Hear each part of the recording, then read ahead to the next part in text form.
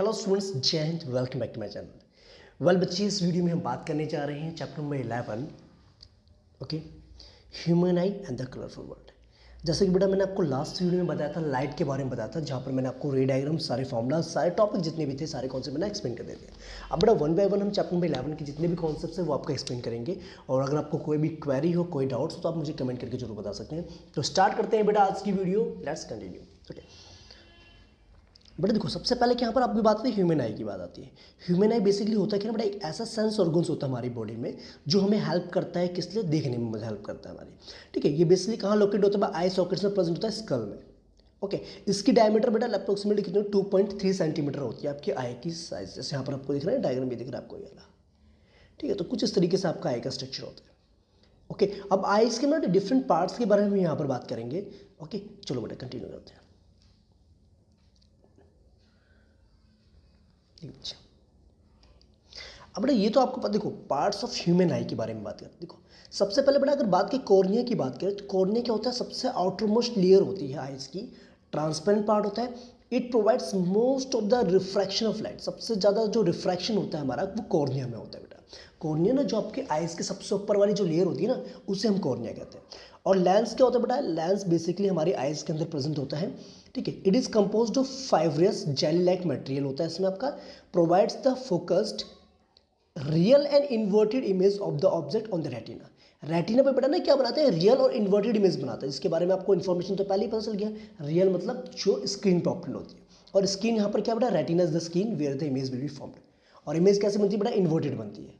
Okay, this is convex lens that converges light at the retina. ठीक है बेटा, तो एक्चुअल में क्या ना, ये क्या करता है, यहाँ पर एक्चुअल में आइज के अंदर कॉन्वेक्स लेंस प्रेजेंट होता है। ओके, और ये करता है जितनी भी लाइट रेज आपकी आ रही है उसको रेटिना पे जाके कन्वर्स कर देता है और रियल और इन्वर्टेड इमेज बनाता है। ओके, इतनी बात क्लियर बेटा, है ना? और रियल इन्वर्ट बनाता है, लेकिन जो हमारा ब्रेन है उसको इंटरप्रेट करता है कैसी? इरेक्ट इमेज इंटरप्रेट करता है। अब बड़ा आपने सुना इरीज बेसिकली क्या होता है? It is a dark muscular diaphragm that controls the size of the people. आपको पता है सबसे पहले तो बड़ा आपको कॉर्निया होता है। अगर सपोज कीजिए हमारा ये लेंस है आइज के अंदर, ठीक है, तो आइज के बाहर की जो लेयर है बड़ा ऐसे कुछ होती है आपकी, तो यहाँ पर बड़ा इरीज होते हैं इधर से। अभी मैं आपको डायग्राम दिखाऊंगा। इरीज होते हैं। इरीज बेसिकली क्या करते हैं? ये ना एक तरीके जो कलर होता है आइज का वो इंडिकेट करते हैं। ओके, आप देखिए ना आइज का कलर ब्राउन, ब्लैक, इस तरीके से जो होता है वो बिकॉज ऑफ इरीज की वजह से होता है। इरीज क्या करता है? प्यूपिल के साइज को कंट्रोल करता है। और प्यूपिल क्या होता है बेसिकली बेटा आपका? Pupil is the window of the eye. It is central aperture in the iris. It regulates and control the amount of light entering the I.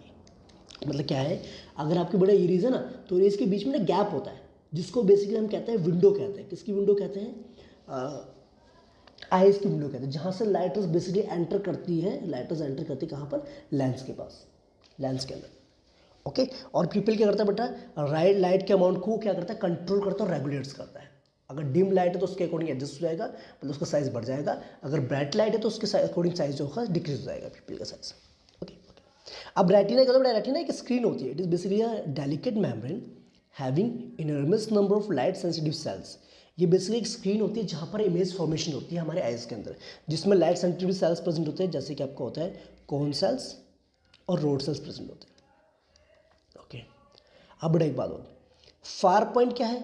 The maximum distance at which object can be seen clearly is far point of the eye. देखो बेटा, एक maximum distance जहाँ तक आप देख सकते हैं वो हमारा फार पॉइंट होता है। और बेसिकली देखा जाए तो एडल्ट के लिए, नॉर्मल एडल्ट के लिए, जिनके आँख में कोई प्रॉब्लम नहीं है, जिसकी आइज बिल्कुल प्रॉपरली मतलब परफेक्टली बिल्कुल सही है, तो वो इन्फिनिटी तक देख सकते हैं।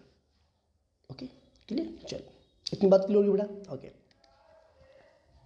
इतनी बात समझ में आ गई। अब बेटा यहाँ पर क्या था? नियर पॉइंट और list distance of distinct vision. अगर आप मतलब कितना नज़दीक तक आप देख सकते हो। देखो, the minimum distance at which object can be scene most distinctly without strength. देखो बेटा एक्चुअल में क्या है, हमारा जो नज़दीक का डिस्टेंस होता है ना, वो कितना डिस्टेंस तक आप बिना स्ट्रेन के साथ आप देख सकते हो। मतलब कि आपकी आइज पे कोई भी स्ट्रेन ना हो, कोई भी एक तरीके से कह सकते हैं ज़्यादा, मतलब आपको ना बेटा ज़्यादा स्ट्रेन ना झेलना पड़े।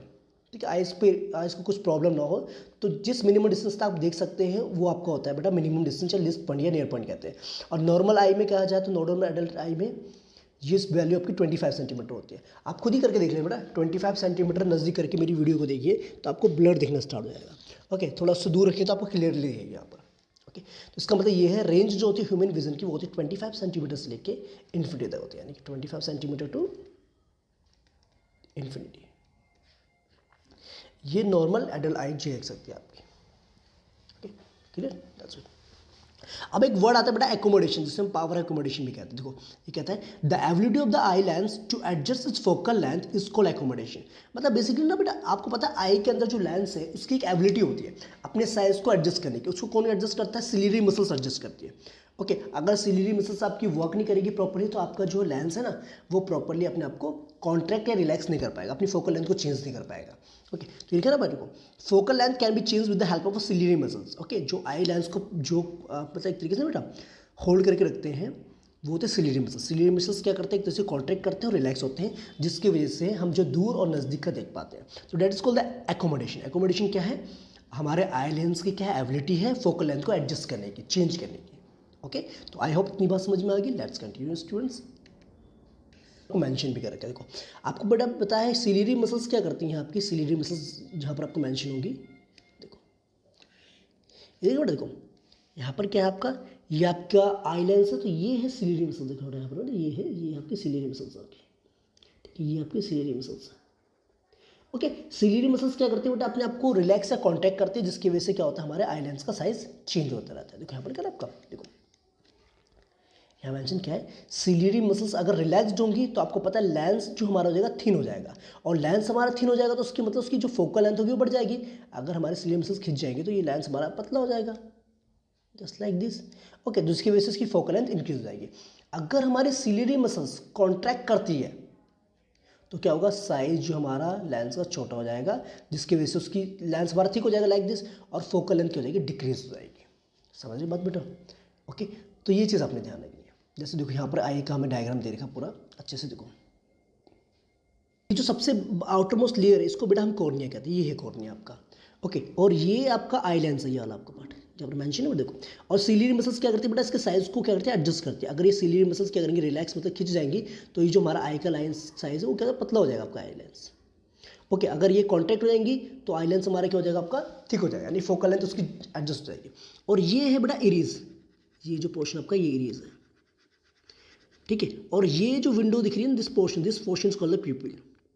ओके, और एक लिक्विड प्रेजेंट होता है बेटा यहाँ पर, जिसको हम एक्वस ह्यूमर कहते हैं, और यहाँ पर जो हमारा लिक्विड प्रेजेंट होता है उसे हम कहते हैं विट्रस ह्यूमर कहा जाता है। ओके, रेटिना तो स्किन है बेटा जहाँ पर एक्चुअल में इमेज फॉर्म होते हैं, और ब्लाइंड स्पॉट बेटा एक पॉइंट होता है जहाँ पर आपको दिखना बंद हो जाता है। ओके, ठीक है। और ऑप्टिक नर्व्स क्या होती है बेटा, ब्रेन से कनेक्टेड होती है, यहाँ से connected towards the brain, brain से कनेक्टेड होती है, और जिसकी वजह से ब्रेन क्या करता है, इंटरप्रेट करता है जो भी इमेज बन रही है हमारी रेटिना पे, वो बेसिकली ना इन्वर्टेड बनती है और रियल बनती है, लेकिन हमारा ब्रेन जो उसको इंटरप्रेट करता है इरेक्ट इमेज इंटरप्रेट करता है। तो आई थिंक बेटा इतनी बात समझ में आ गई। सस्पेंसरी लिगामेंट, देखो ये ना आपके सिलियरी मसल्स के बीच में एक लिगामेंट होता है, एक लिगामेंट मतलब जॉइंट होता है, जिसकी वजह से ये उसके साथ कनेक्टेड होता है, आपका लेंस के साथ कनेक्टेड होता है। ओके बेटा, तो आई इतनी बात समझ में आ गई बेटा। तो ये हमारा है ना, ये इसमें बता रखे किसके बारे में, आई लेंस के बारे में, आई के बारे में बता रखे, ह्यूमन आई के बारे में। ओके, तो इतनी बात आपको आई थिंक क्लियर होगी। अब बेटा बात करते हैं defects in the eyes. Eyes में कौन कौन से डिफेक्ट्स आपको देखने को मिल सकते हैं? देखो देखिए पहले बेटा, देखिए पहला था बेटा मायोपिया। मायोपिया मीन्स होता है नियर साइटेडनेस। देखो बेटा कभी कभार कन्फ्यूजन रहती है इसको, कन्फ्यूजन ये रहती है मायोपिया और हाइपरमेट्रोपिया में। तो उसको लर्न करने का बड़ा एक तरीका मैं बता देता हूँ आपको। मायो मीन्स होता है माय मीन्स होगा तो ऑब्वियसली बारे मेरे नज़दीक होगा, जो भी चीज़ मेरी होगी वो मेरे नज़दीक होगी, और अगर नज़दीक होगी तो इसका मतलब मुझे क्या है, नियर साइटेडनेस है। नियर साइटेडनेस का मतलब क्या है, मैं नज़दीक का तो क्लियरली देख सकता हूँ लेकिन मुझे दूर का क्लियर नहीं दिख पाता। देखो ना, अ myopic person can C near by objects clearly what can not see distant object clearly. समझिए बात, यानी कि दूर का जो है, दूर का वो क्लियरली नहीं दिख पाते, लेकिन नज़दीक का उनको प्रॉपर तरीके से, बिल्कुल प्रॉपर तरीके से दिखता है। अब एक्चुअल में बड़ा ये जो डिफेक्ट होता है ये किस वजह से डेवलप होता है, कि एक्चुअल में होता है क्या ना, यहाँ पर जो इमेज बन रही है वो रेटिना से पहले बन जा रही है, रेटिना पे नहीं बन रही, रेटिना से पहले इमेज बन जा रही है।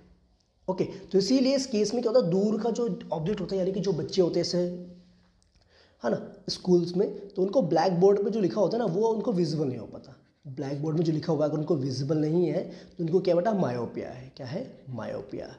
ओके, तो यहाँ पर इमेज क्या बनती है बेटा, रेटिना से पहले बन जाती है इमेज। ओके। और ये इसके वजह इसका रीज़न क्या हो सकता है बेटा, अगर किसी को मायोपिया है तो मायोपिया होने का रीज़न क्या हो सकता है, या तो एक चीज़ हो सकती है बेटा कि excessive curvature of the eye lens का कर्वेचर बढ़ गया, या हो सकता है कि आई बॉल का साइज बढ़ गया आपका, इलोंगेशन ऑफ आई बॉल। ये मेन रीज़न हो सकते हैं मायोपिक आई के लिए। अब इसको करेक्ट कैसे किया जाए, अब बेटा इसको करेक्ट करने के लिए हम यूज़ करते हैं कॉन्केव लेंस का हम यूज़ करते हैं, ठीक है, जिसकी एक पार्टिकुलर पावर होती है। कॉन्केव लेंस मीन्स हो गया आपका डाइवर्जिंग लेंस जिसे हम कहते हैं, डाइवर्जिंग लेंस का हम यूज़ करते हैं, जिसकी पावर क्या होती है बेटा, नेगेटिव पावर होती है।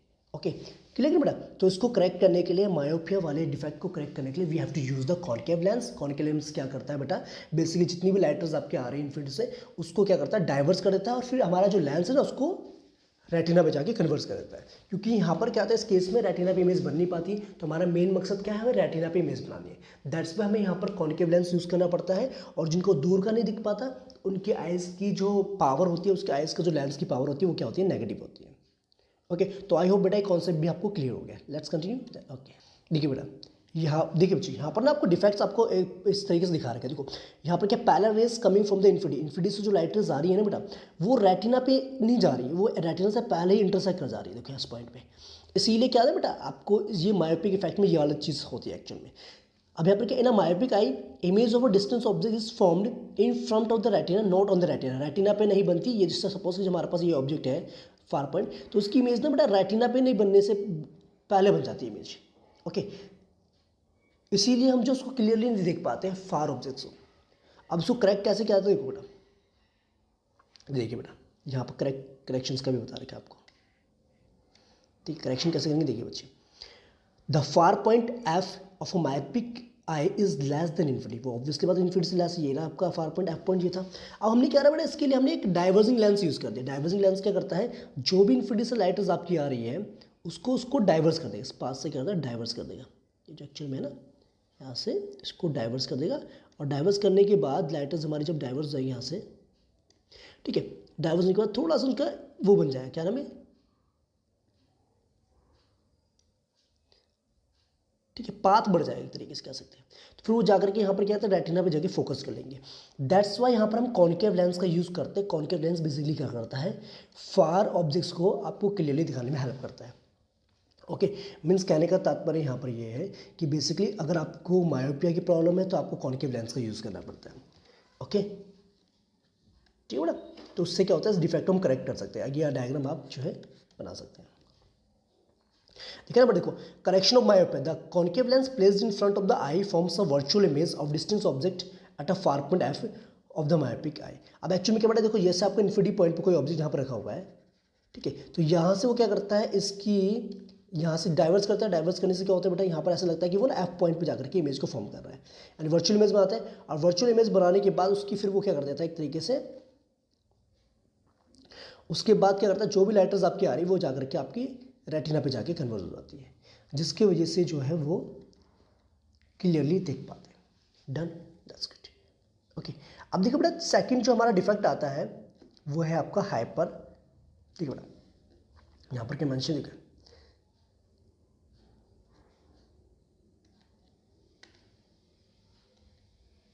देखिए बच्चे, सेकंड डिफेक्ट जो हमारा है वो है hypermetropia, means fast sightedness. Fast sightedness मतलब इसमें आपका दूर का दिखता है, ठीक है। हाइपर से भी समझ सकते हैं, हाइपर मतलब बहुत दूर चल जाता है आपका पॉइंट आपका, ठीक है। इसमें क्या होता है, देखो, affected person can see far objects clearly but can not see nearby object clearly, यानी कि एक तरीके से ये दूर का तो देख सकते हैं लेकिन नज़दीक का इनको क्लियरली नहीं दिखता।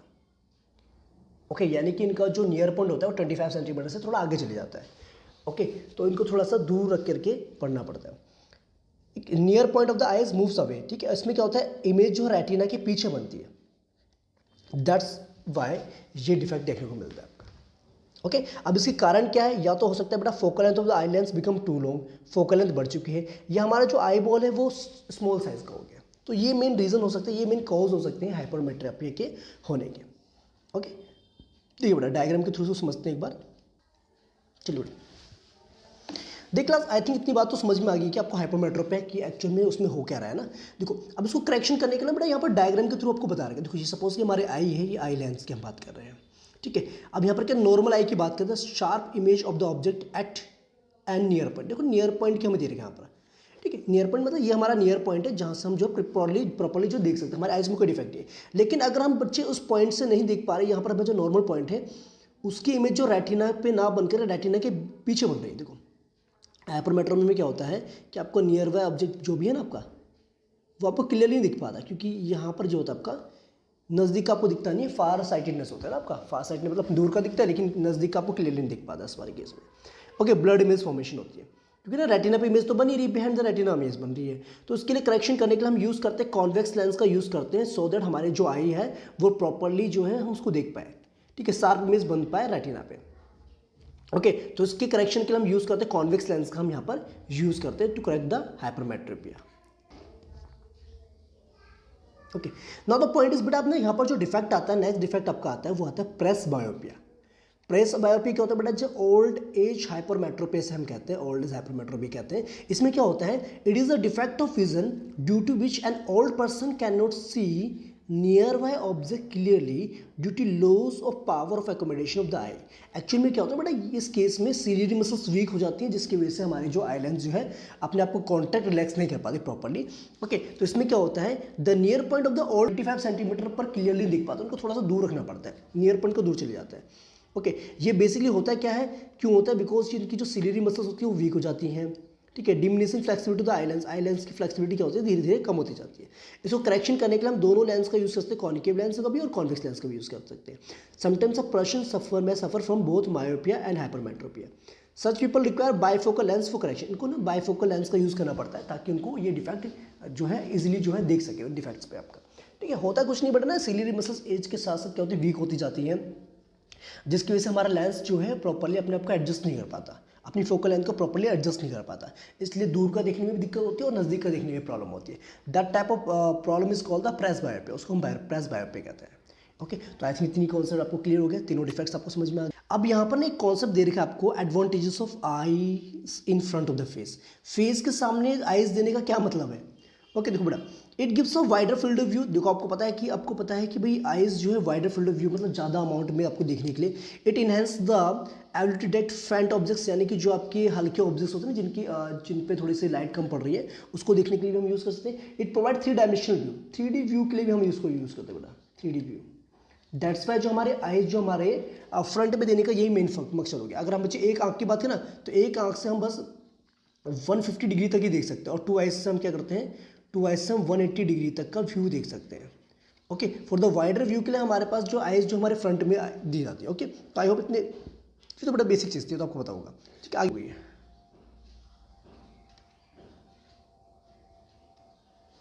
देखिए स्टूडेंट्स, इतनी बात तो आपको बड़ा क्लियर होगी, सारे डिफेक्ट्स आपको समझ में आ गए और सारे कॉन्सेप्ट आपको समझ में आ गए। अब बड़ा बात आती है प्रिज्म की। प्रिज्म आपको पहले पता होना चाहिए प्रिज्म होता क्या है। ओके, प्रिज्म क्या होता है, देखो प्रिज्म बेसिकली क्या होता है बेटा, एक ट्रायंगुलर शेप में होता है इस तरीके से, ठीक है। इसमें क्या होता है बेटा, आपको पता है दो ट्रायंगुलर प्रिज्म की हम बात करें, इसमें 2 ट्रायंगल होते हैं, एक तो बेस में होता है, एक आपका ऊपर तरफ होता है, और 3 रेक्टेंगल्स होते हैं, ठीक है। इस तरीके देखो, ये एक रेक्टेंगल हो गया, ये एक रेक्टेंगल हो गया, ये एक रेक्टेंगल हो गया, ऊपर एक ट्रायंगल हो गया, ठीक है, ये जो आपका ट्रायंगल, एक नीचे एक ट्रायंगल हो गया, इस तरीके से। ओके, वो प्रिज्म होता है। अब क्या होता है बेटा, यहाँ पर क्या लिखा हुआ है, when white light is pass through a glass prism it split into 7 colours, 7 constituent colors to form a band of 7 colors. This phenomenon is known as dispersion of light. अब बेसिकली होता है क्या ना बेटा, सिंपल सी बात ये है, जब हम देखो बेटा यहाँ पर लिखा ना, जब हम प्रिज्म के अंदर, देखो ये लिखा ना, जब हम प्रिज्म के अंदर एक व्हाइट लाइट को भेजते हैं तो क्या करता है बेटा, व्हाइट लाइट को 7 कलर्स में स्प्लिट कर देता है। उस 7 कलर्स के बैंड को तो हम स्पेक्ट्रम कहते हैं, ये तो आपको पता होना चाहिए बेटा, स्पेक्ट्रम। ओके, और इस फिनोमिनन को हम कहते हैं डिस्पर्जन ऑफ लाइट कहते हैं। Are you getting the point और नोट।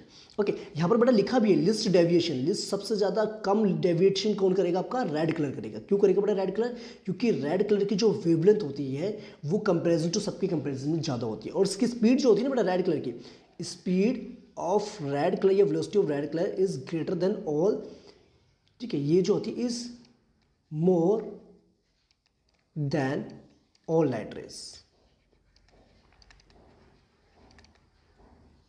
ठीक है। जितनी भी लाइटर्स यहाँ पर गिवन बेटा, रेड कलर जो हमारा है वो आपका जो है सबसे ज़्यादा वेवलेंथ भी होती है और सबसे ज़्यादा उसकी स्पीड भी होती है, ठीक है। इसीलिए वो जो है डेविएशन आपका कम से कम शो करता है और सबसे ज़्यादा डेविएशन शो करता है आपका वॉयलेट कलर।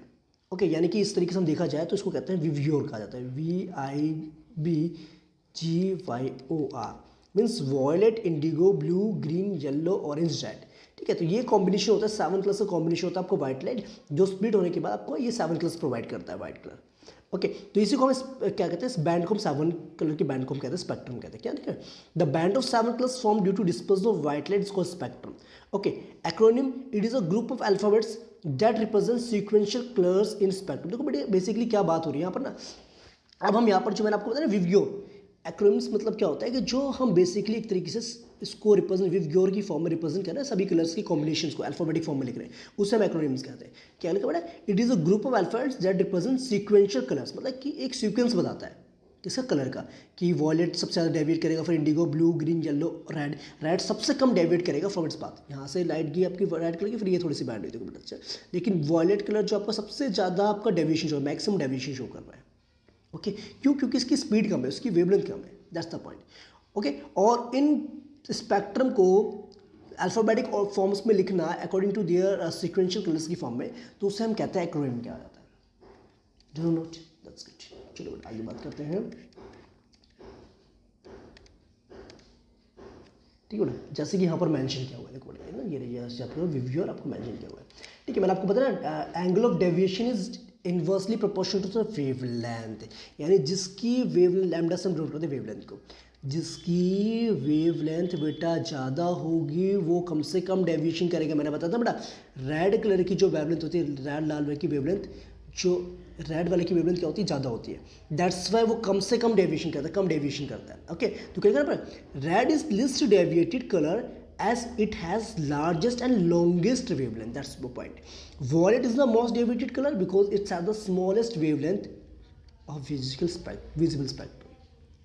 क्लियर की, तो ये चीज़ आपने ध्यान रखी, इट्स क्लियर। जरा से यहाँ पर देखो क्या लिखा है आपका, why spectrum is formed when white light is pass through glass prism. ये तो बड़ा आपको पता है, ग्लास प्रिज्म से जब व्हाइट लाइट को हम भेजते हैं तो आपका स्पेक्ट्रम फॉर्म होता है आपका, तो आपको पता है ना। तो क्या है, each colour has a definite wavelength, ये आपको पता है, सबके अलग अलग स्पीड भी होती है, and for each wavelength the angle of deviation differs, red is the least deviated and violet is the most deviated colour, so different colours deviate at different angles to form the spectrum. तो बड़ा कहने का मतलब simple सी बात ये है कि अगर एक व्हाइट लाइट को भेज रहे हैं प्रिज्म के थ्रू, तो आपको पता है 7 कलर्स में स्प्लिट हो जाता है, क्योंकि आपको पता है white light consist of 7 colour, उसमें 7 कलर से मिलकर बने, और अभी सभी कलर की वेवलेंथ अलग अलग होती है, स्पीड भी अलग अलग होती है, जिसके वजह से बेटा वो क्या करता है, अलग अलग एंगल पर डेविएट होते हैं, जिसकी वजह से आपको डिफरेंट कलर्स देखने को मिलते हैं, ठीक है, ये ऑब्जर्व होता है आपको। ओके, जिसको आप स्पेक्ट्रम बोलते हैं, क्लियर। अब बड़ा एक कॉन्सेप्ट आपका आता है रिकॉम्बिनेशन, जो न्यूटन्स जीन हमें दिया था, किसने दिया था, न्यूटन्स जीन हमें दिया था। उन्होंने ये एक्सपेरिमेंट बेसिकली बेटा क्यों किया था, वो चाहते थे कि अगर आपका जो व्हाइट लाइट 7 कलर्स में अगर स्प्लिट होता है, तो अगर मैं दोबारा एक प्रिज्म रख दूँ इन्वर्ट करके, तो क्या होगा, क्या दोबारा से आपको और कलर्स देखने को मिलेंगे, लेकिन ऐसा नहीं हुआ। उन्होंने क्या देखा, जब एक व्हाइट लाइट डिस्पर्स हुई आपके 7 कलर्स में और दोबारा से हमने प्रिज्म रख दिया, तो रिकम्बाइन होकर दोबारा से उसने व्हाइट लाइट बना दिया। ओके, तो इसको हम कहते हैं रिकॉम्बिनेशन ऑफ व्हाइट लाइट, क्या कहते हैं बेटा इसको,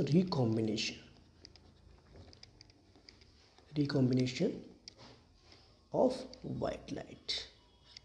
ओके, क्लियर, ठीक है। तो ये चीज़ आपने एक प्रिज्म ये रखा हुआ, इनको फिर दूसरा प्रिज्म ने इन्वर्टेड करके रख दिया, तो after the recombination it leads to the formation of white colour, again the white colour, that process called recombination, इसको हम कहते हैं recombination of prism white light. Okay, तो आई होप इतनी बात समझ में आ गई बेटा आपको। अब बेटा प्रिज्म मैंने आपको पहले बताया था, it is a pyramidal piece of glass with 2 triangular base and 3 rectangular lateral surface, ये मैंने आपको ऑलरेडी बता देता है ना। बट देखो एंगल ऑफ प्रिज्म का मतलब क्या होता है, ये जो एंगल होता है ना बेटा प्रिज्म का, इसे हम एंगल प्रिज्म कहते हैं, मतलब दो, जैसे मैंने आपको बताया ना बेटा, अगर मेरे पास एक ट्रायंगल ऐसे करके है, दूसरा ट्रायंगल मेरा ऐसे करके है, ठीक है, ये आपके रेक्टेंगल्स लगे हो ना इस तरीके, इन रेक्टेंगल्स के बीच में जो एंगल बन रहा है बेटा ये वाला, उसको हम एंगल ऑफ प्रिज्म कहते हैं। ओके, क्लियर, देखिए बेटा, अब समझो बेटा बात को, थोड़ा सा ध्यान समझने वाली बात देखो। एक्चुअली में क्या होता है, refraction through a glass prism, आपको पता है जब पहले इंसिडेंट रे आती है बेटा, ये इंसिडेंट रे, फिर आपको पता है इंसिडेंट रे क्या करती है, आपके रेयर मीडियम, ये सपोज कीजिए रेयर मीडियम आपका, ये आपका रेयर मीडियम है, ऑप्टिकली रेयर मीडियम जिसे कहते हैं हम, और ये आपका डेंसर मीडियम है, ऑप्टिकली डेंसर मीडियम है। तो आपको बड़ा एक चीज़ का पता होगा कि जब भी लाइट रेज आपकी रेयर मीडियम से डेंसर मीडियम में जाती है तो it will band towards normal. ये आपकी नॉर्मल है, तो ये ना यहाँ जाने की वजह थोड़ा सा बैंड हो जाती है, होगी ना बैंड। फिर जैसे ही वो डेंसर से फिर रेयर मीडियम में जाती है, फिर ये आपका रेयर मीडियम आ गया, तो फिर वो क्या चले जाती है, away from the normal. Okay, ये इंसिडेंट रे होगी, ये आपकी इमर्जेंट रे होगी। और ये बेसिकली बेटा निकलना इसको ऐसे था, यहाँ से निकलना चाहिए था इसको, लेकिन ये बैंड होकर कैसे निकले, तो इनके बीच में जहाँ से बेटा ये हो ना, ये निकलना था, लेकिन ये बैंड हो गया सिर के। तो इसको कहते हैं हम, इस एंगल को कहते हैं हम एंगल ऑफ डेविएशन, कि कितना अपने पास से वो डेविएट हो गया। Okay clear. लेकिन अब देखो, angle of deviation it is the angle between incident ray and the emergent रे, that is called angle of deviation. Means कितना वो अपने पास से भटक गया, that is called deviation. Okay, perfection, that's good. Okay, देखिए बेटा नेक्स्ट यहाँ पर क्या बोला गया, देखो एंगल ऑफ डेविएशन आपको क्लियर हो गया बेटा, ये बात समझ में आ गई, वेरी नाइस। तो क्या लिखा है, Isaac Newton was the first person who prove that sunlight is made up of 7 colours. ठीक है बेटा, आइजैक न्यूटन सबसे पहले पर्सन थे जिन्होंने बताया कि व्हाइट लाइट जो है 7 कलर्स से मिलकर बनी हुई है। ये उनका ही एक्सपेरिमेंट था बेटा। He pass sunlight through a glass prism to form a band of 7 colours. ठीक है, he try to split the colours further by putting another prism ahead of the prism forming spectrum, but he failed to obtain more colours. अब actually में क्या हो रहा है बेटा, उनका जो दिमाग में कॉन्सेप्ट आया कि अगर एक प्रिज्म से मैं जो व्हाइट लाइट को भेज रहा हूँ तो मुझे 7 कलर्स मिल रहे हैं, तो वो चाहते थे कि फर्दर उनको और कलर्स मिले, तो उन्होंने एक दूसरे प्रिज्म का यूज़ करा, जैसे मैंने आपको पहले बताया था। बट लेकिन ऐसा कुछ नहीं हुआ। He performed a spectrum from sunlight and placed an identical but inverted prism in front of the prism forming the spectrum. All the 7 colors combined by inverted prism, that is and leads to the formation of white light, and as white light. तो बच्चे basically हुआ क्या, उन्होंने क्या करा, एक prism तो था ही, उन्होंने चाहते थे कि और कलर्स उनको ऑप्टेन, उन्होंने क्या करा, सेकंड जो प्रिज्म रखा वो इन्वर्टेड करके रख दिया। तो उन्होंने देखा कि भाई इन्वर्टेड करने के बाद जितने भी आपके कलर्स थे वो सारे जो एक साथ कंबाइन होकर के उन्होंने क्या बना दिया, व्हाइट लाइट बना दोबारा से, जिसको बोला गया रिकॉम्बिनेशन दोबारा से कंबाइन करवाना। ठीक है, 7 कलर्स को व्हाइट लाइट में। ओके, तो ये कॉन्सेप्ट दिया था बेटा उन्होंने, क्लियर। तो आई थिंक इतनी बात समझ में आ गई। ओके प्लस, तो ये कॉन्सेप्ट है बेटा आइजैक न्यूटन जी का, जो आपको आई थिंक क्लियर हो गया होगा। अगर आपको फिर भी कोई क्वेरी हो उसके बावजूद तो मुझे कमेंट करके जरूर बताएंगे आप। ओके, अब बेटा यहाँ पर क्या लिखा है, what is refer to as white light. अच्छा, व्हाइट लाइट किसे कहते हैं, any light that forms a spectrum similar to that of the sunlight is refers to white light. देखो बेटा बेसिकली उन्होंने एक ना व्हाइट लाइट की डेफिनेशन बना दी। व्हाइट लाइट कौन सी लाइट बोल दी उन्होंने, ऐसी लाइट जो सनलाइट की तरह स्प्लिट होने के बाद आपको क्या दे, स्पेक्ट्रम प्रोवाइड किया, 7 कलर्स का बैंड प्रोवाइड किया, तो वो उसको व्हाइट लाइट बोल दिया गया। Okay, done, very nice. तो आई थिंक बेटा अभी तक आपको समझ में सब कुछ आ रहा है, नोट्स भी यहाँ पर अवेलेबल है, कोई दिक्कत नहीं आ रही है। बस इन्हीं को बेटा अपने एग्जाम में पढ़ के जाना है, डेफिनेटली आपको कोई इससे ज़्यादा पढ़ने की जरूरत नहीं पड़ेगी। Let's continue.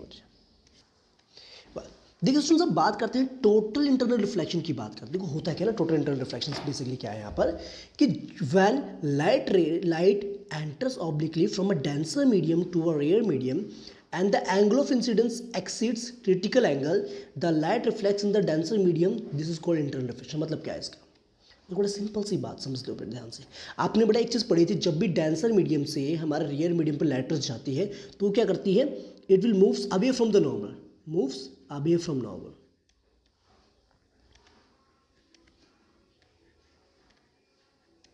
नॉर्मल जैसा कि यहाँ पर हो रहा है आपका, ठीक है, नॉर्मल से वो दूर चली जाती है। लेकिन अगर बेटा ना एक बात सुनो, देखो एक तो बेटा क्रिटिकल एंगल होता है। क्रिटिकल एंगल वो एंगल होता है जब लाइट रेज हमारी पड़ रही है ना बेटा यहाँ पर, तो क्या करती है वो लाइट रेज हमारी जब आपकी डेंसर मीडियम से रेयर मीडियम में जा रही है, तो ये क्या करते हैं एक तरीके से क्या करती है, इसका जो एंगल ऑफ रिफ्रैक्शन होता है ना वो 90 डिग्री होता है। क्या होता है, 90 डिग्री होता है। एंगल रिफ्रैक्शन क्या होता है, 90 डिग्री होता है। उस एंगल को हम कहते हैं आपका क्रिटिकल एंगल कहता है। मतलब ऐसा एंगल ऑफ इंसिडेंस जिसमें हमारा जो एंगल ऑफ रिफ्रैक्शन हो जाता है वो क्या बन जाता है बेटा, 90 डिग्री बन जाता है। अगर हम इससे क्रिटिकल एंगल से अगर हम बढ़ा दें किसको, एंगल ऑफ इंसिडेंस को, तो ये जैसे हमने यहाँ पर क्या क्रिटिकल एंगल को बढ़ा दिया, तो उस केस में बेटा क्या होता है ना, वहाँ पर रिफ्लेक्शन देखने को मिलती है। That reflection is called the internal reflection. Okay, it's clear note, done. ठीक है, इसके बावजूद बेटा अगर आपको क्वेरी हो तो मुझे जरूर बताएं। चलिए देखो, अब यहाँ पर क्या है ना बेटा, कुछ कंडीशंस मेंशन आपको किसके लिए, इंटरनल रिफ्लेक्शन। देखो पहली बात, पहली condition, light should enter obliquely from denser medium to rare medium. Light जो बिना रुकावट के बेटा कहाँ से जानी चाहिए, डेंसर मीडियम से रेयर मीडियम में जानी चाहिए। दूसरी बात क्या कह रहा है कि एंगल ऑफ इंसिडेंस जो हमारा है वो क्रिटिकल एंगल से बड़ा होना चाहिए। बता देना मैंने आपको क्रिटिकल एंगल, क्रिटिकल एंगल वो एंगल होता है, क्या एंगल देखो लिखा है, यहाँ लिखा है the angle of incidence for which angle of refraction 90 degree, मतलब ऐसा एंगल जो रिफ्रैक्शन के बाद आपको 90 डिग्री पर रिफ्रैक्ट हो जाती है लाइट।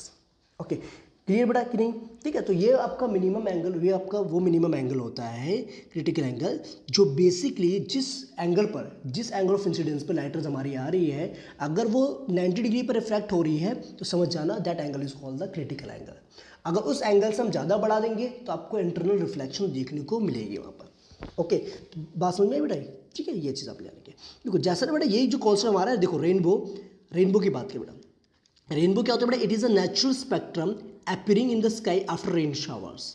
देखो जब बारिश होती है ना बेटा, बारिश के बाद आपने देखा होगा नेचुरली आपको जो है इंद्रधनुष जिसे आप कहते हो, मतलब 7 कलर्स का बैंड आपको देखने को मिलता है, बिकॉज आपको पता है रेन की ड्रॉप्स भी ना आपकी प्रिज्म की तरह एक्ट करती है। अब ये होता है क्या, उसके पीछे ना बेटा यहाँ पर कुछ फिनोमिनन दे रखे। पहली बात, एक तो वहाँ पर डिस्पर्जन ऑफ लाइट होता है, दूसरा वहाँ पर रिफ्रैक्शन होता है, तीसरा आपका इंटरनल रिफ्लेक्शन होता है जो अभी हमने बात करी थी।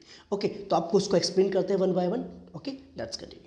मेंशन किया आपका रेन फॉर्मेशन से, रेनबो फॉर्मेशंस के बारे में बता रहे। देखो sometimes water droplets remain suspended in the air after rain. These droplets behaves like a glass prism.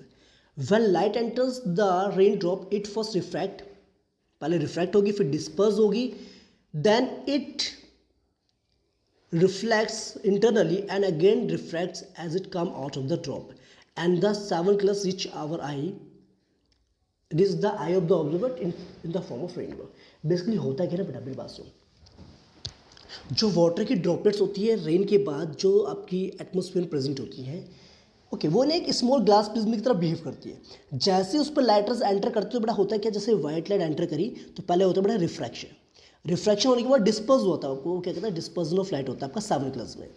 Okay, फिर होती है बेटा इंटरनल रिफ्लेक्शन होती है, क्योंकि यहाँ पर जो एंगल ऑफ इंसिडेंस है वो आपका क्रिटिकल एंगल से बड़ा है, तो इंटरनल रिफ्लेक्शन होने की वजह से फिर दोबारा से यहाँ से जब लाइट रेज बाहर आती हैं तो वो रिफ्रैक्शन होता है, जिसके वजह से फिर रेनबो फॉर्मेशन होती है। ओके बेटा, तो ये एक फिनोमिनन है जिसकी वजह से रेनबो फॉर्मेशंस आपको देखने को मिलती है। ओके, क्लियर, दैट्स, समझ गए बेटा बात कि नहीं समझे। ओके, तो ये होता है आपका, इसमें क्या, अब बेटा क्या क्या फिनोमिनन्स थे, किसकी वजह से होता है, एक तो आपका रिफ्रैक्शन था, डिस्पर्जन ऑफ लाइट था, और तीसरा आपका क्या था, इंटरनल रिफ्लेक्शन था। तो 3 phenomenons are responsible for rainbow formation. ये 3 फिनोमिनन्स आपके रिस्पॉन्सिबल है रेनबो के लिए। ओके, चलिए बेटा नेक्स्ट टॉपिक की बात करते हैं। अब बेटा आपको बात आती है एटमॉस्फेरिक रिफ्रैक्शन। देखो the refraction by different layers of atmosphere is called atmosphere refraction. देखो बेटा बात सुनो मेरी बात, आपको पता है एटमॉस्फेयर में ना बेटा अलग अलग लेयर होती है गैस की, इस तरीके से। ओके, और नीचे वाली लेयर क्या होती है बेटा, आपकी रेयर होती है, हल्की होती है, ऊपर वाली डेंसर होती है, फिर डेंसर बढ़ती जाती है आपकी, ठीक है। तो जिसकी वजह से आपको एटमॉस्फेयर में ही रिफ्रैक्शन को देखने को मिलता है, क्योंकि आपको पता है डेंसर मीडियम से जब रेयर मीडियम पर लाइट रेज आपकी जाती है तो आपकी कहाँ मूव करती है, टुवर्ड्स नॉर्मल मूव करती है। ऐसे अगर बेटा दूसरे डेंसर मीडियम में जाएगी तो फिर टुवर्ड्स नॉर्मल मूव करेगी, फिर ऐसे आपको तीसरे रेयर मीडियम में जाएगी तो फिर वो टुवर्ड्स नॉर्मल मूव करेगी। तो इस तरीके से बेटा क्या होता है यहाँ पर मल्टीपल रिफ्रैक्शन होता है, तो that is called atmospheric refraction हम कहते हैं, ठीक है। उसकी वजह से क्या क्या देखो बेटा, apparent in flickering of object placed behind a hot object or fire। आपने देखा बेटा कि अगर hot objects या फायर के पीछे अगर कोई ऑब्जेक्ट रहता है, ऐसा लगता है फ्लिकर, मतलब वो ऐसा लगता है कि वो आपके फ्लिक कर रहे होंगे, मतलब ऐसा लगता है कि थोड़े से हिलते हुए लिखते हैं ना आपको, है ना। ओके, तो वो किस वजह से होता है, बिकॉज ऑफ एटमॉस्फेयर रिफ्रैक्शन की वजह से होता है। क्योंकि बट आपको पता है फायर क्या करती है, ऊपर की जो एयर होती है उसको रेयर कर देती है। ओके, तो इसकी वजह से क्या होता है, उसके पीछे की जो वो होती है वो क्या होती है, डेंसर होती है, तो जिसकी वजह से रिफ्रैक्शन की वजह से, एटमॉस्फेयर रिफ्रैक्शन की वजह से आपको ये ऑब्जर्व होता है। स्टार्स जो है near the horizon appear slightly higher than their actual position, ये भी आपका एटमॉस्फेयर रिफ्रैक्शन का हो गया। देखो क्या है, स्टार्स जो है ना आपके, स्टार्स अपनी एक्चुअल पोजीशन से, जैसे अगर आपका स्टार यहाँ पर है तो लेकिन दिखते कहाँ पर, यहाँ पर दिखते हैं, ठीक है, अपनी एक्चुअल पोजीशन से अपरेंट पोजीशन तक यहाँ से दिखने चाहिए थे लेकिन दिखते यहाँ पर है, ठीक है। तो उसे हम कहते हैं that is because of atmosphere refraction. Advance delay, और जो सनराइज आपका 2 मिनट पहले दिख जाता है और 2 मिनट बाद तक दिखता है, तो वो भी आपका एटमॉस्फेयर रिफ्रैक्शन की वजह से होता है। ट्विंकलिंग ऑफ स्टार्स भी आपका यहीं पर आ गया, ठीक है, ये सेम चीज़ आपकी होगी जो फर्स्ट पॉइंट आपका है। ठीक है, क्लियर आपको देखो यहाँ पर क्या बोला, एन ऑब्जेक्ट प्लेस्ड, यहाँ पर बड़ा इन पॉइंट्स को वन बाय वन यहाँ पर एक्सप्लेन किया हुआ। देखो, an object placed behind the fire और a hot surface appears to be flicker when seen through the air. देखो, the air above hot surface becomes hot and rises. The space is occupied by the cool air. The refractive index of the hot air is less than that of the cool air. So the physical condition of the medium is not constant due to the changing of the refractive index of the medium. The light appears to come from different directions. It results in the fluctuation of the apparent position of the object. देखो बड़ा simple सी बात, मैंने आपको ये reason बताया था कि अगर आपका जो ऑब्जेक्ट है वो आपने जहाँ पर आपकी फायर है उसके जस्ट पीछे रखा हुआ है, तो होता क्या है ना बेटा, फायर क्या करता है, ऊपर की जो एयर होती है उसको हल्की कर देता है, जिसकी वजह से वो उसकी डेंसिटी डिक्रीज होती है। ओके, तो डेंसिटी डिक्रीज होने की वजह से उसके आसपास की जो एयर होती है उसकी डेंसिटी ज़्यादा है ना, जिसकी वजह से आपको रिफ्रैक्शन डेवलप होता है, जिसकी वजह से आपको जो है ऑब्जेक्ट फ्लक्चुएशन यानी कि उनकी अपरेंट पोजिशन जो है फ्लक्चुएट होती हुई दिखती है। क्लियर बेटा। देखो बेटा, सेकंड फिनोमेनन की बात करते हैं। Stars when seen near the horizon appear slightly higher than their actual position due to atmosphere friction. ये भी मैंने आपको बताया था बेटा। देखो, आपको पता है स्टार्स जो हमारे होते हैं वो अपनी एक्चुअल पोजीशन से अपरेंट पोजीशन में दिखाई देते हैं आपको।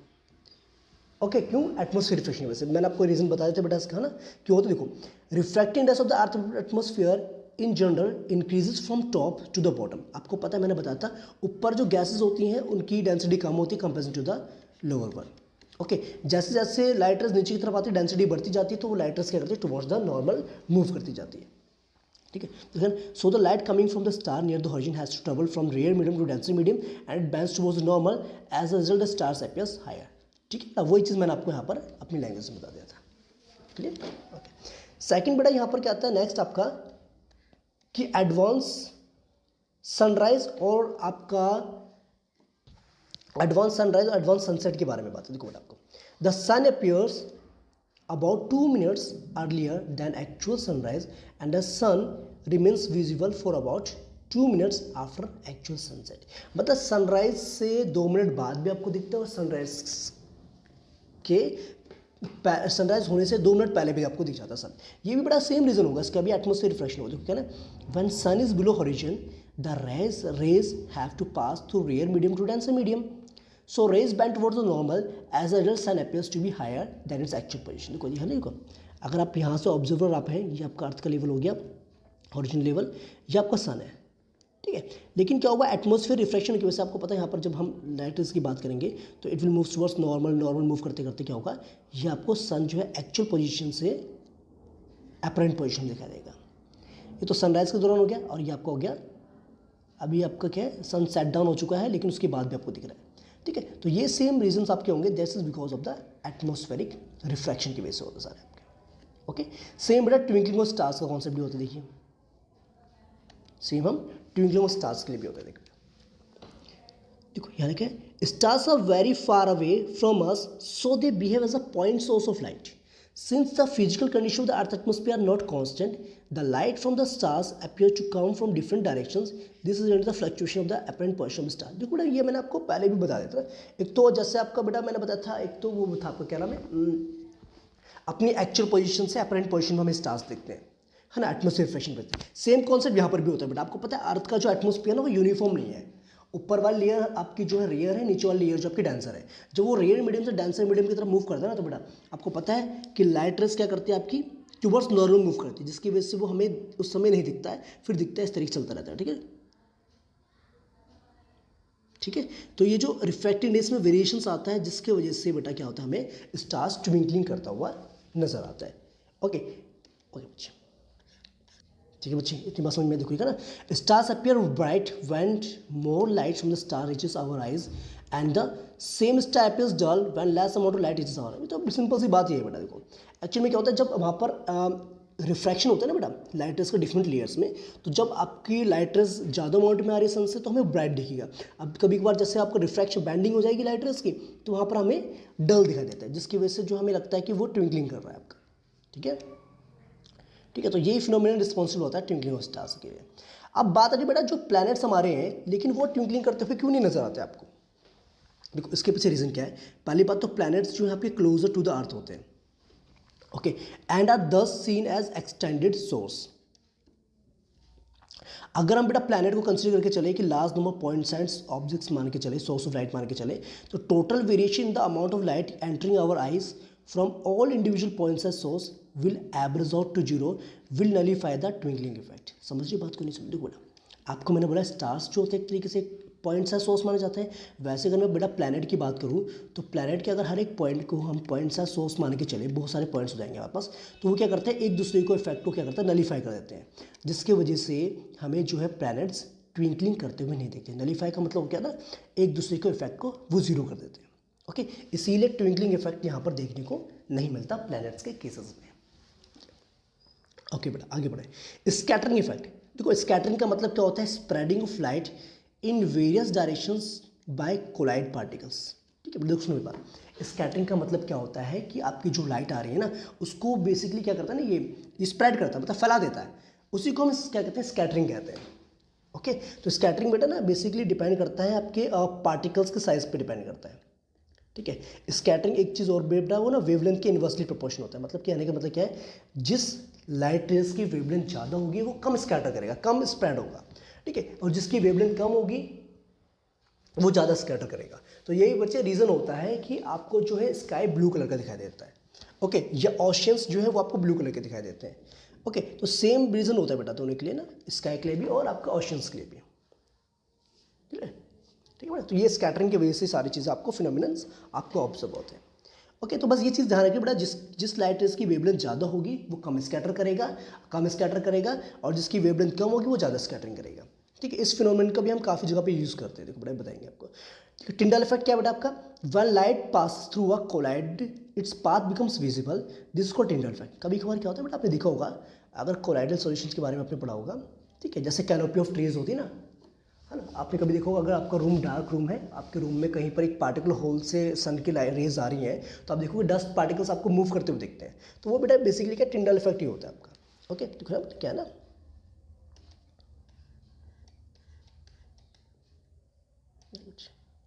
क्या देखिए आपको, देखो ओके देखो, path of light becomes visible when the light enters the dark and the dusty room. ठीक है, थ्रू अ स्लिट और वेंटिलेटर, मतलब एक पार्टिकुलर पॉइंट से अगर आ रही है तो उसके अंदर path of light becomes visible when the light passes through the dense canopy of trees. ये भी मैंने आपको बताया था, घने जंगलों से लाइट रेज आ रही है तो आपको उसका पाथ विजिबल होता है, that is because of the Tyndall effect आपका होगा।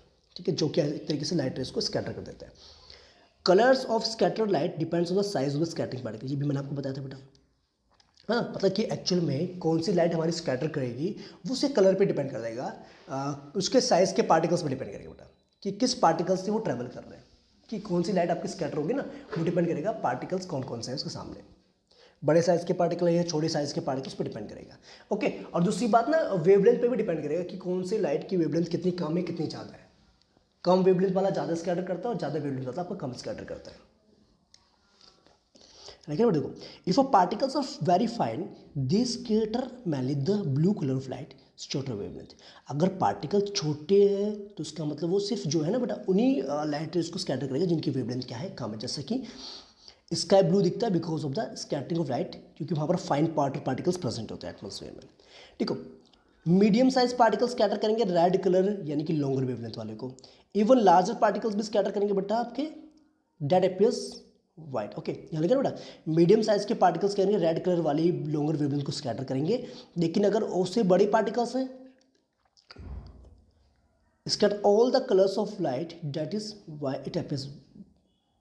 ओके, वो कहते हैं बेटा जो बड़े पार्टिकल्स होते हैं वो क्या करते हैं एक तरीके से वाइट कलर ही, बड़े पार्टिकल्स अगर आपकी वाइट लाइट पास होती है तो आपको वाइट कलर ही ऑब्जर्व होगा।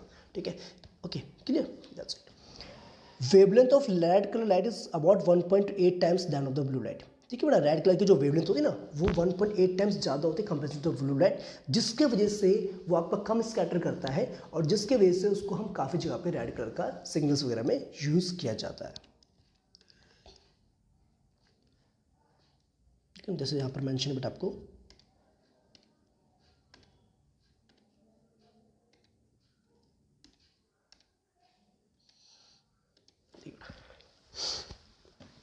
देखो यहाँ लगा why danger signs are made of red colour. देखो बेटा जैसे मैंने अभी तक यूज़ कर रहा था ब्लू कलर तो इतना ज़्यादा आपको ना वो जो है क्लैरिटी नहीं दिखी होगी, लेकिन जैसे मैंने रेड कलर यूज़ किया बेटा देखो आपको रेड कलर की जो ये जो रेड कलर है ये आपको बिल्कुल एकदम से आइज़ में चुपने लग गया होगा, है ना। ठीक है, क्योंकि इसकी वेवलेंथ क्या है ज़्यादा है। ओके, ये अलग से दिख रहा है। लेकिन अगर मैं यहाँ पर बेटा ब्लू कलर लेता हूँ तो ब्लू कलर का देखो, ब्लू कलर भी मैंने बना रखा है। यहाँ पर अगर मैं ग्रीन कलर तो ग्रीन कलर मैंने बना रखा है, ठीक है। और अगर मैं यहाँ पर ऑरेंज कलर लेता हूँ तो ऑरेंज कलर मैंने यहाँ पर बना दिया। ये ऑरेंज येलो सबको हो गया, ठीक है, येलो मैंने बना दिया यहाँ पर, ठीक है बेटा। अब देखिए बेटा, जो आप इसको देखोगे तो सबसे पहले कौन सा ऑब्जर्व हो रहा है आपको? रेड कलर ऑब्जर्व हो रहा है। ओके, बाकी कलर इतनी जल्दी से आपको ऑब्जर्व, ठीक है, नहीं हो रहे। हाँ दिख रहे हैं लेकिन ना इसके सामने फीके पड़ेंगे सारे कलर। ओके, तो इसीलिए बेटा डेंजर साइंस में हम रेड कलर का यूज़ किया जाता है, क्योंकि रेड जो है आपका लिस्ट स्कैटर कलर होता है। It is least scatter by fog, smoke and can be seen in the same colour over a long distance, क्योंकि इसकी लॉन्गर वेवलेंथ होती है, लंबे डिस्टेंस के लिए हम यूज़ कर सकते हैं। दैट्स में हम डेंजर साइन के लिए उस कलर को यूज़ करते हैं। तो इतनी बात समझ में आ गई बेटा आपको? ओके, तो ये चीज़ आपने ध्यान रखनी है। क्लियर? Very nice. ठीक है बेटा, यहाँ पर कुछ क्वेश्चन है आपके स्कैटरिंग से रिलेटेड। देखो क्या है, why colour of the sky appears blue on the clear day. ये भी आपको मैंने बेटा रीजन बता दिया, क्योंकि आपको पता है स्काई में क्या होता है ना बेटा, वहाँ पर फाइन पार्टिकल्स प्रेजेंट होते हैं। फाइन पार्टिकल्स के, वाटर वेपर्स के और गैसेस के, जिसकी वजह से बेटा शॉर्टर वेवलेंथ वाले जो होते हैं वहाँ पर स्कैटर हो जाती है आपकी, ठीक है। अच्छा, दूसरी बात, how does the sky appear to an astronaut in the space और to the passenger of jet plane flying in the high altitude. तो बड़ा कह रहे हैं जो एस्ट्रोनॉट्स होते हैं ये हाई एल्टीट्यूड पर जो हमारे पैसेंजर्स हैं जेट प्लेन्स पे उड़ रहे हैं, ठीक है, तो उनको जो स्काई डार्क दिखाई देता है। पहली बात तो क्यों दिखाई देता है? क्योंकि in the space as the scattering is not very prominent at such high altitude due to absence of particles, ठीक है। पार्टिकल्स के एब्सेंस होने की वजह से वहाँ पर स्कैटरिंग इतनी ज़्यादा प्रीडोमिनेंट नहीं होती है वहाँ पर, है ना, मतलब एक तरीके से वहाँ पर आपकी प्रॉपर तरीके से नहीं हो पाती है। ओके, पार्टिकल्स ही नहीं प्रेजेंट तो वहाँ पर स्कैटरिंग क्या होगी? दैट्स वाई वहाँ पर जो उनको ना स्काई ब्लैक कलर का दिखाई देता है, डार्क कलर का दिखाई देता है।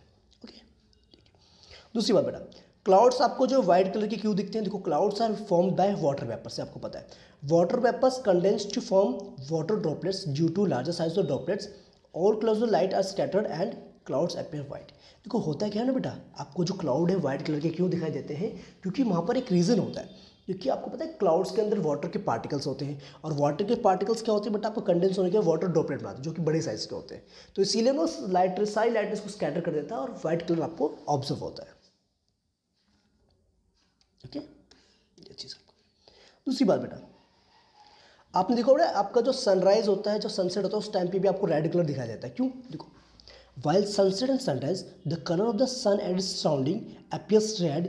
During sunset and sunrise the sun is near horizon and therefore sunlight has to travel large distance in the atmosphere. देखो बेटा, आपको पता है जब हॉरिजन की बात करें तो हॉरिजन में डिस्टेंस जो ज़्यादा होता है, और जिसकी वजह से बेटा आपको पता है रेड कलर की वेवलेंथ ज़्यादा होती है, तो सबसे ज़्यादा डिस्टेंस कौन सी लाइट ट्रेवल कर पाएगी? आपकी रेड कलर ट्रेवल कर पाएगी। इसीलिए आपको जो है एटमोसफियर में रेड कलर ऑब्जर्व होता है, ठीक है। Due to this most of the blue light shorter wavelength वो स्कैटर जाती हैं by the particles. The light of the longer wavelength red will reach our eyes, that is by sun appears red in colour. इसी वजह से बेटा जो सन आपको है वो रेड कलर का दिखाई देता है।